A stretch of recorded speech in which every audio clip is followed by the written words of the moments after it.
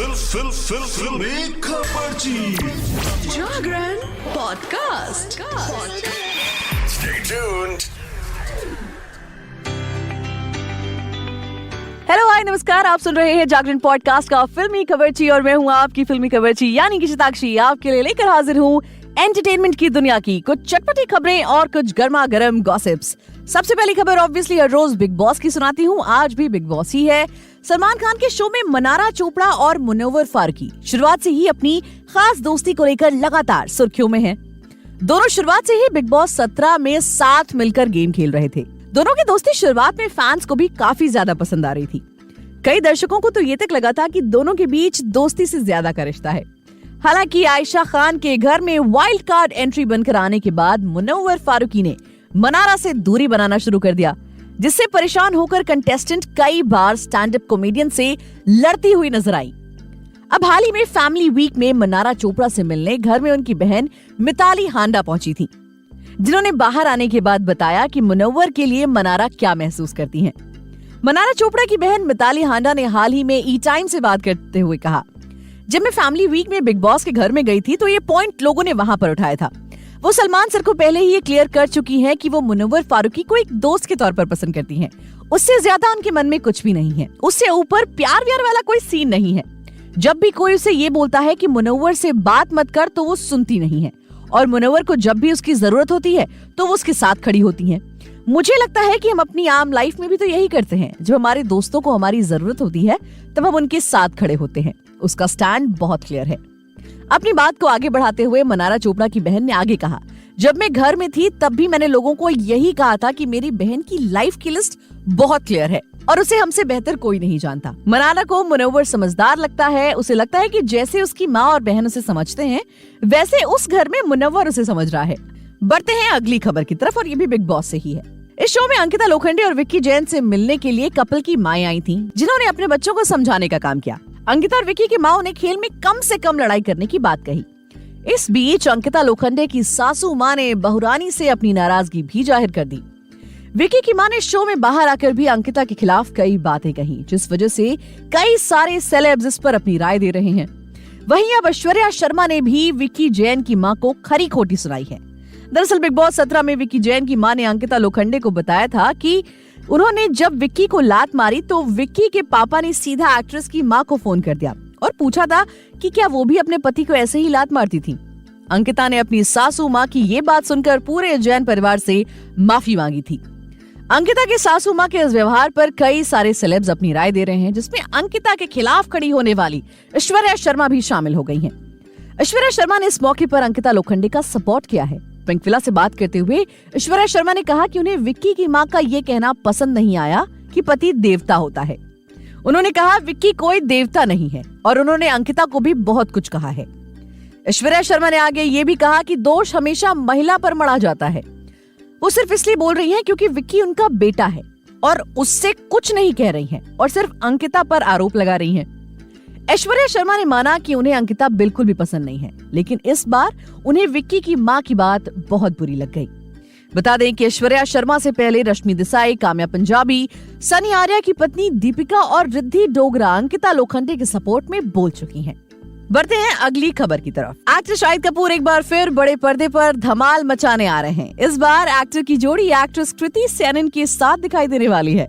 दोनों स्टार्स पहली बार तेरी बातों में ऐसा उलझा जिया में साथ काम करते नजर आएंगे। अब आज 12 जनवरी को उनकी इस फिल्म का पहला गाना लाल पीली आँखियां जारी कर दिया गया है। इस बात की जानकारी एक्टर शाहिद कपूर ने अपने सोशल मीडिया पर शेयर कर दी है। एक्टर को आखिरी बार फिल्म ब्लडी डैडी में देखा गया था, जो OTT पर रिलीज हुई थी, जब शाहिद कपूर तेरी बातों में ऐसा उलझा जिया के साथ लगभग 2 सालों बाद बड़े पर्दे पर वापसी करने की तैयारी कर रहे हैं।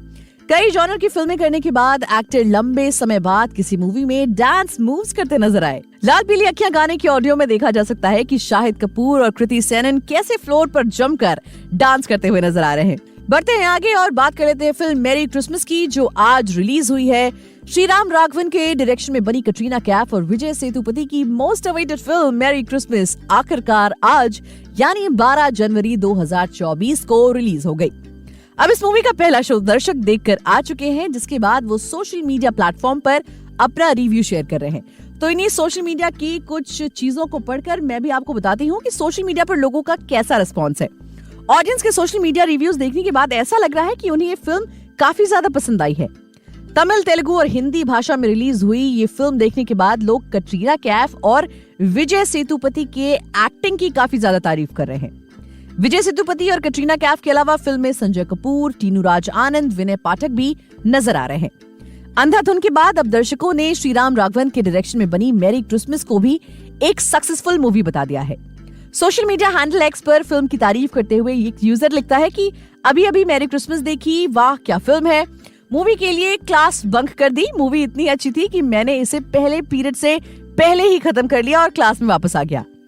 दूसरे यूजर ने एक्ट्रेस की तारीफ करते हुए लिखा, कटरीना कैफ इससे बेहतर कभी नहीं रही, वो इससे पार्क के ठीक बाहर हिट करती हैं।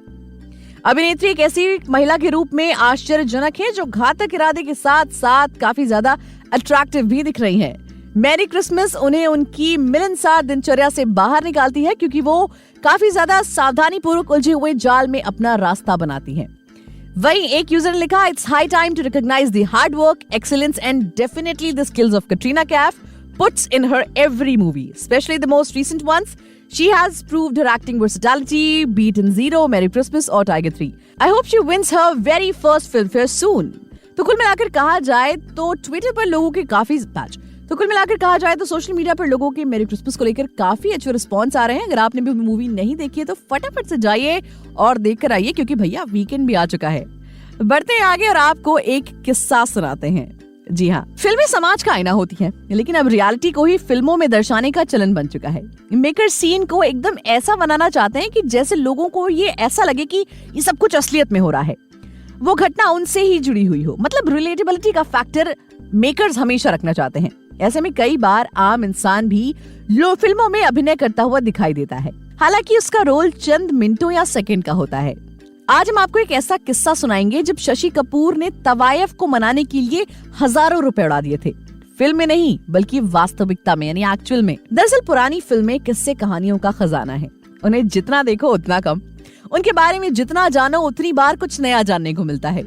ऐसे ही 1993 में आई एक मूवी थी इन कस्टडी, जिसकी कहानी भोपाल के एक उर्दू शायर पर आधारित होती है। शूटिंग भी इस शहर में हुई थी। अब इसमें उस शायर की दो पत्नियां होती हैं, एक तो साधारण महिला थी और दूसरी तवायफ। अनीता देसाई की नॉवेल पर स्माइल मर्चेंट ने इस मूवी को बनाया था।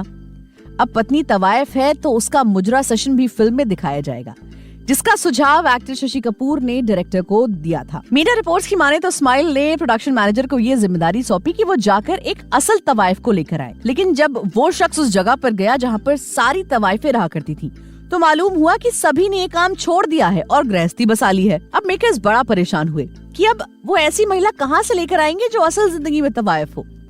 वक्त कम होने के कारण सभी परेशान थे क्योंकि वो कहीं दूर इलाके से इसकी व्यवस्था नहीं कर सकते थे। फिर क्रू ने हिम्मत करके बताया कि वो एक ऐसी महिला को जानते हैं जो ये करती हैं। तो शशि कपूर उसके घर गए और वहाँ उससे बात की, तो वो गाने के लिए राजी हो गई। साथ ही 10,000 रुपए उन्होंने एडवांस भी लिए। साथ ही उस तवायफ ने शर्त रखी कि वो लोकेशन पर खुद आएंगी, कोई उसे पिकअप करने नहीं आएगा। अब दूसरे दिन जब वो अपनी लोकेशन पर पहुंची तो वो भीड़ देखकर परेशान हो गई। इतना ही नहीं, बताया जाता कि वो रोने भी लगी क्योंकि उससे बताया गया था कि सिर्फ शशि कपूर ही उसका मुजरा देखेंगे। लेकिन ढेर सारे लोगों को देखकर वो घबरा गईं और उन्होंने मना कर दिया। जब शशि कपूर को इसकी भनक हुई तो उन्होंने उनसे बात की। महिला ने बताया कि वो ये सब कुछ छोड़ चुकी है और गृहस्थी में व्यस्त हो गई हैं। बस पैसों के लिए राजी हुई क्योंकि पति की तबीयत सही नहीं है और घर के हालात सही नहीं है। किसी ने मुजरा करते हुए देखा तो बड़ी दिक्कत खड़ी हो जाएगी। अब बात हाथ से निकलने लगी। शशि कपूर ने लेकिन समझदारी दिखाई। उन्होंने महिला को समझाया कि वो इस 10,000 रुपए को वापस ना करें, साथ ही घबराएं भी ना क्योंकि वो दोनों कलाकार हैं। एक्टर ने उनको एडवांस में कुछ और रकम दी और उनके साथियों को भी भुगतान दिया। साथ ही फिल्म में मुजरे का जो सुझाव दिया था उसे भी बदलकर लोक संगीत रखने को कह दिया गया। मेकर्स भी मान गए और एक्टर की भी जमकर तारीफ हुई और ये किस्सा आज भी लोगों को याद है। तो दोस्तों, आज के इस एपिसोड में फिलहाल इतना ही। मिलेंगे आपसे अगले एपिसोड में एंटरटेनमेंट की दुनिया की और भी चटपटी खबरों के साथ। तब तक के लिए आपसे विदा लेती हूँ। अपना बहुत ध्यान रखिए और सुनते रहिए जागरण पॉडकास्ट का फिल्मी खबरची।